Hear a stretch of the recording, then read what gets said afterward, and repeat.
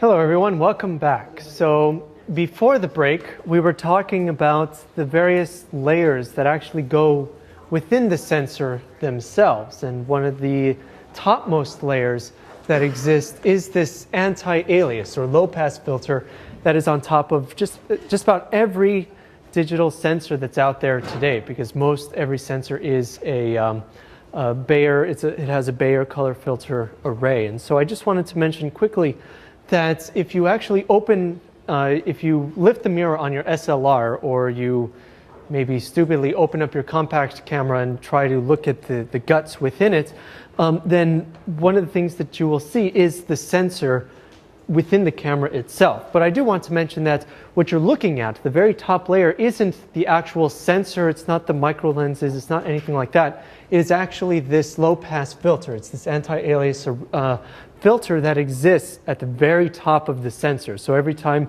it gets dusty, or you are cleaning it or touching it in some way, you're manipulating that filter. So this doesn't mean that it's any better to scratch it or spill something on it or something like that. It's just useful to note that you're not actually touching the raw electronics itself. You're touching a glass filter that exists on top of the sensor. And if something happens to your camera, say while you're cleaning it or something, you may get lucky when you send it in for repair and they might just be able to replace that one filter. It doesn't necessarily mean it's going to be cheap, but it still might be possible to salvage your particular camera. Now, we have been talking about these two major types of sensors. So we have the typical CMOS or CCD sensor that has a Bayer color filter array on top, or there's also the foveon sensor that is capable of capturing all three of these primary colors, so to speak, in one pixel.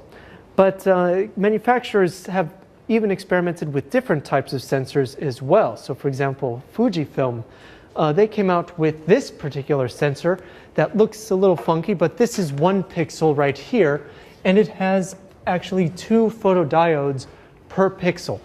And so one of them is a very large, high sensitivity pixel, which is capable of capturing like the shadows and mid-tone regions. And then there's a much smaller pixel where, because it is smaller, it is capable of having a lower sensitivity, so it's able to capture a lot of the highlights, a lot of the detail in the highlights.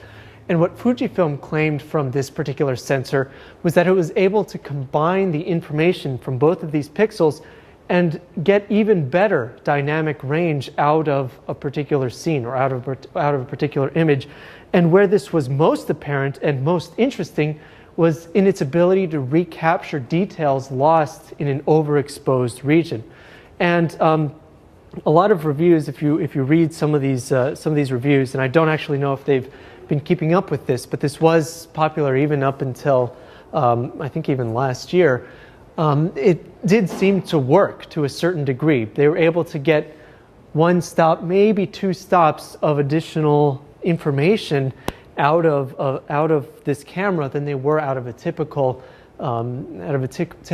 camera that doesn't have these 2 sensors. And so this is an interesting way, I think, that camera manufacturers would be able to combat blowing out highlights, for example, if they wanted to try to do that, would be to have 2 of these separate photodiodes.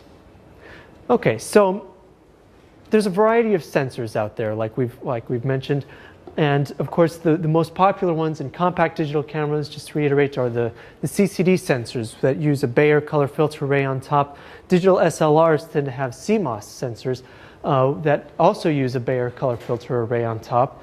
And a lot of this information, after we capture this data, we put it on the camera, or we put it onto our computer, we can view this data, or we view this data as an image, but we also see, or we can see, I suppose, a histogram as well. And so we spent a while, an entire lecture in fact, talking about the histogram. So just as a quick review, what are the different types of histograms that we can have?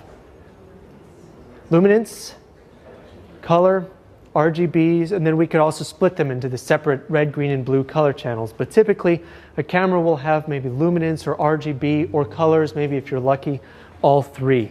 And so we can use this histogram to get an idea of the variation or the dynamic range within the scene. And I had always mentioned this, but I never really formally described it. So let's say that we have this particular scene right here, and we capture it with our digital camera, and we look at the histogram, and it looks like this. So you might be able to see something kind of wrong with this image. I mean, it's an okay image. It's pretty good, except that it's just very low in contrast. There's not very high range in contrast. And so what you were looking at in the histogram is an RGB histogram, just to give you an idea. But what you were seeing is the dynamic range of the scene is just too low compared to the dynamic range possible from the camera. So we could increase the contrast and make this look a little bit better. But let's say that we had a much smaller camera available, and so it has smaller pixels and its dynamic range isn't as high. And so we capture this same image with it. We take a look at that picture, and it looks like this.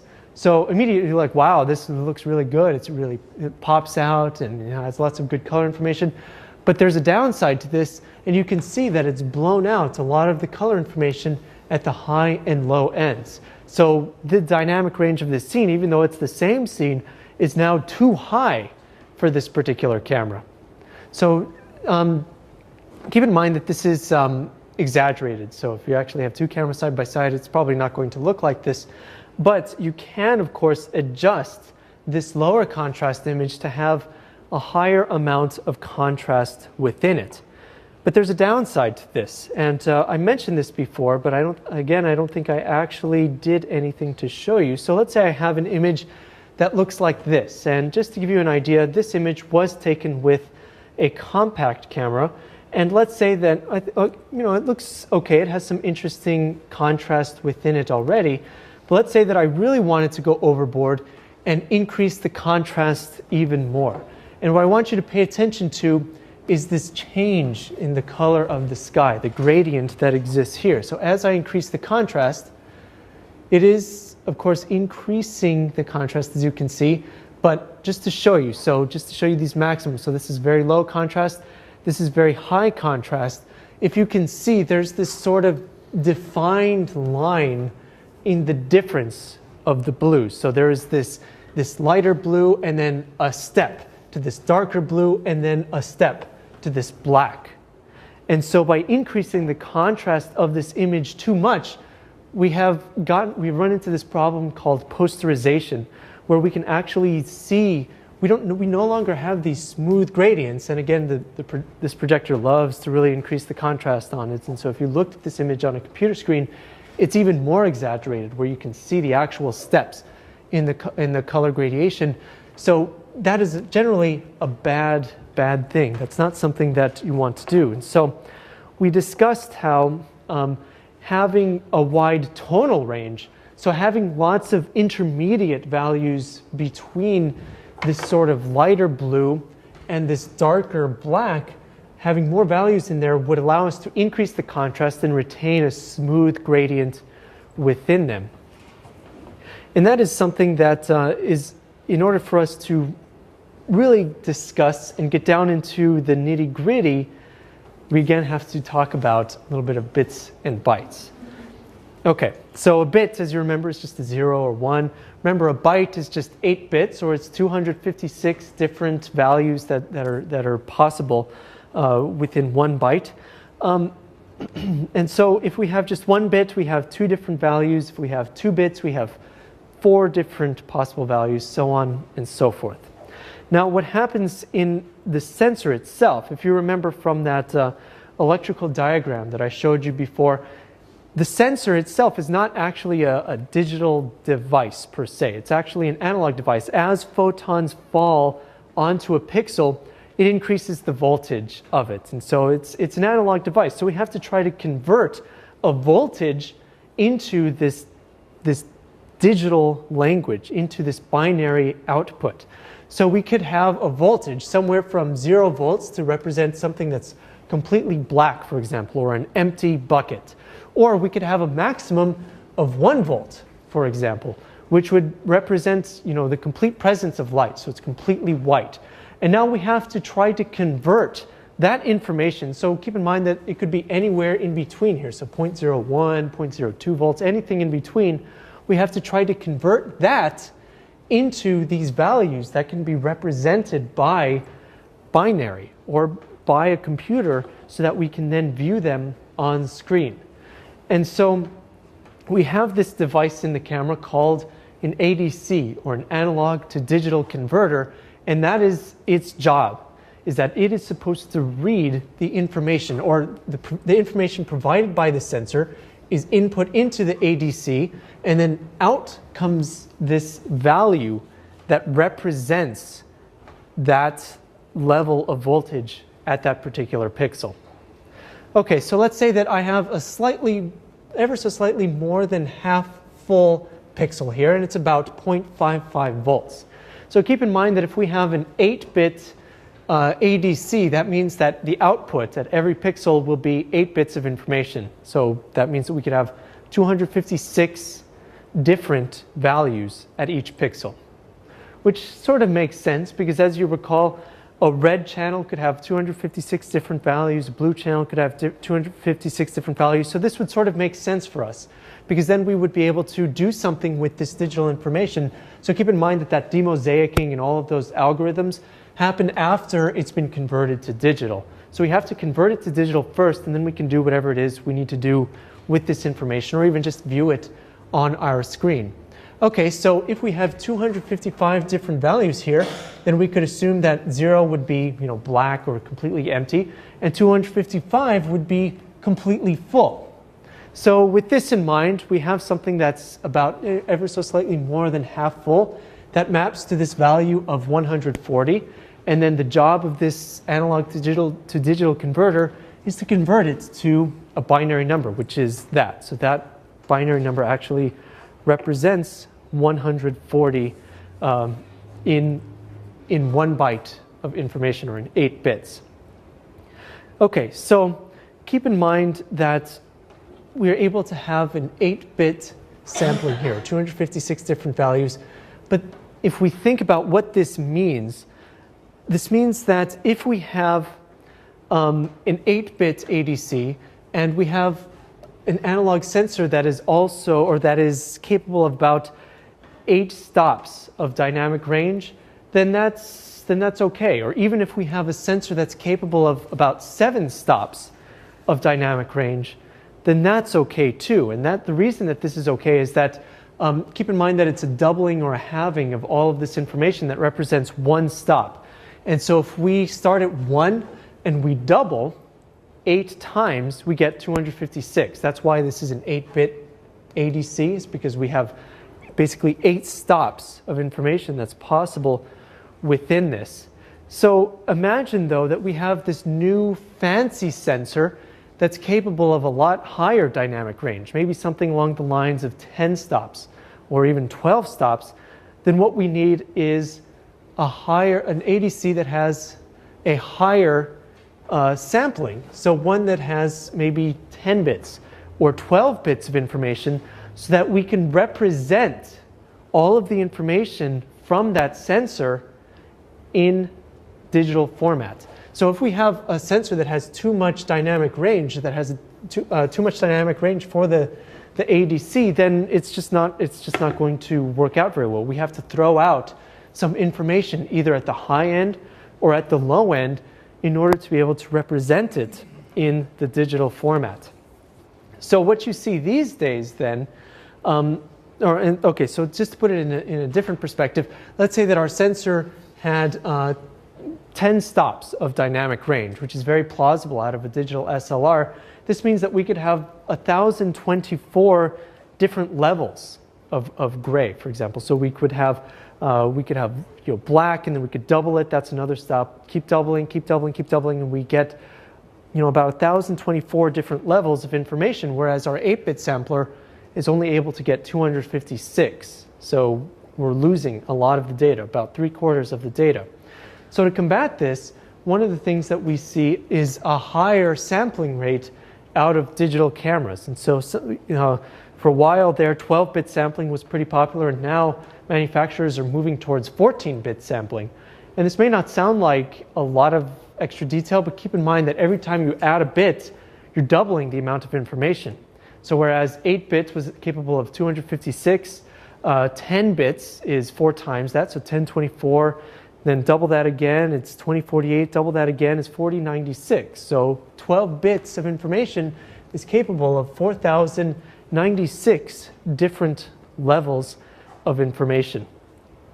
And so keep in mind that there's even some other problems here as well. So if we have a simpler system, such as this earlier one that has a lower dynamic range and a lower 8-bit sampler from the analog to digital converter, keep in mind that we could have some other sampling errors as well. So let's say that I just showed you as an example here, we go from 0 to 1 volt, and I had about 2 decimal points of precision. But let's say that the camera is actually capable of more precision than this. What we do when we map it from this sort of analog form, this decimal point form, over into this integer that's very rigid, we can get this sort of quantization error. So it might have to round up or round down ever so slightly. And this is yet another problem that, that can exist in this sort of conversion. It allows from an extra little bit of noise, for example, and having so few quantities for it to choose from makes this posterization problem even easier, because we just have so few values between absolute black for this camera and absolute white for this particular camera that it's just easy for it to have this posterization problem if we need to increase the contrast within it. So battling this, we can increase the sampling of the ADC. So this is sort of the new thing, is that having a big ADC with 12 bits or 14 bits, and I don't think we've seen 16 bits yet, but I bet that's going to be on the horizon. That's sort of the new thing, because now we have a lot more data to be able to work with, and that means that it's smoother variation from what is absolute black to what is absolute white. So we have this greater latitude to work with. So to put this into perspective of this terminology that I've mentioned before, increasing the sampling in the ADC increases the tonal range of the particular sensor. Because if we have a sensor that is capable of the same dynamic range, and we're able to sample more finer grained details within it, then we have smoother levels, smoother grays within the same levels. So this really serves a dual purpose for us.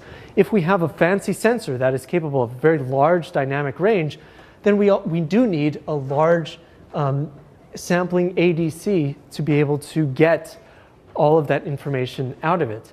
But also, if we have a large ADC, then what we can do is get finer grain detail out of a smaller dynamic range sensor as well. So it's sort of a win-win to have a higher sampling. However, the downside to it is that because just increasing the sampling rate by 1 bit means that we're doubling that information, we do have twice as much information to have to deal with now. So whereas before we were dealing with, even recently, 12-bit ADCs, and now we're moving to 14-bit ADCs, doesn't sound like a big change, but it's 4 times as much information for the same image to be able to process. And so we have, it's harder for these cameras to process it, and some cameras actually, the end results, I believe you can actually choose between how much sampling you want. In some advanced cameras, you might be able to pick between 12-bit or 14-bit. And if you choose the higher one, it actually has to slow the camera down to try to keep up with the quantity of data that's available. And so it's a trade-off. Do you want a slower camera but have more values to have to work with? Or do you want a faster camera at the expense of some image quality? Now, yes? So just a quick comment. So if the processor is the limiting factor, someone would work with us, why not just go with faster processors? The music business 8 years ago, 8-bit was common. Today, 4-bit is common for digital recording. So why don't we go to 24-bit with photography and get the benefit of that granularity? It's just going to cost us in processors. Well, so I mean, one answer is to throw more processor speed at it. But the downside to that is that in digital cameras, we're limited by battery capacity. And so we have to create small, power-efficient processors that are not only fast at being able to process this information, but also not very power hungry. Because we're already pretty limited, even in SLRs, I mean, professionals, even all of us, even if we're not quite professional, we like to be able to get as many shots out of the camera as possible. We like to go farther between recharges. And so we have to, if we have more batteries in it, then yes, we could have more processors, but then it increases the weight. So as with everything, it's a trade-off. But the other problem is the expense. So these camera manufacturers tend to design and create their own processors to actually process the images inside of the camera, and that costs some money as well. And so while we could have maybe fancy 24-bit processors that are capable of huge sampling rates here, it's just going to cause a problem for us in camera. But then also on the computer, because JPEGs, for example, are limited to 8 bits of color information. And so having more color information, we still have to shove it down into 8 bits of color information for JPEG. And this is something we'll talk about. We could still store this data in the RAW format, but even to this day, we don't see 16-bit processing still isn't very popular these days, even now with the modern, very fast computers that we have. So it's just for this reason, I think we'll get there eventually to 16-bit, maybe even 24-bit, but it's going to be a while first, I think, before we reach it. Now, keep in mind that these sensors, as more light fills up the sensor, we have more data. Well, no, we have higher values within this data to have to work with. So if we double this, so if we double this value, then you can imagine that we're going to overexpose it. That means that we have one stop more light, right? Does that make sense? So let's go the other way. Let's say that we have an absolutely full sensor, so we've blown out that highlight essentially, and then let's say that we change the stops on our camera by 1. So now what was previously this 1 volt, super bright pixel, is now half a volt of information. So keep in mind that this ADC doesn't do anything fancy, it just does a straight mapping. So this results in something called sensor linearity, so that every time we double the amount of photons in here, we're also doubling the value in the digital output. So what does this mean? Well, the very highest amount of values, so the first half of values represents 1 stop of information. And this makes sense if you think about it, because going back here, if we have something that's very, very bright, and we change it by 1 stop darker, now it's half as much. So if you think about this, that means that these stops, the first brightest stops of information in the camera, have the most values to represent them.